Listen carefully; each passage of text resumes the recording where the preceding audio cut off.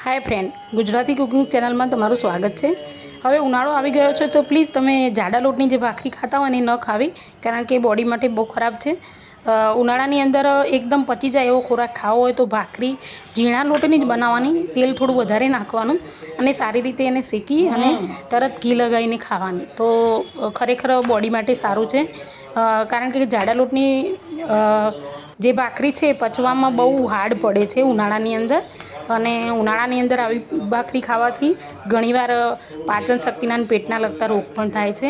એટલે પ્લીઝ તમે પણ આપણે રોટલીનો લોટ જે વાપરીએ છીએ ને એ જ લોટની આ રીતે સરસ મજાની ભાખરી અને થોડી દરદાર રાખવાની છે, એકદમ પાતળી વણવાની નથી અને આ રીતે સરસ રીતે શેકી લેવાની છે એને દબાવીને।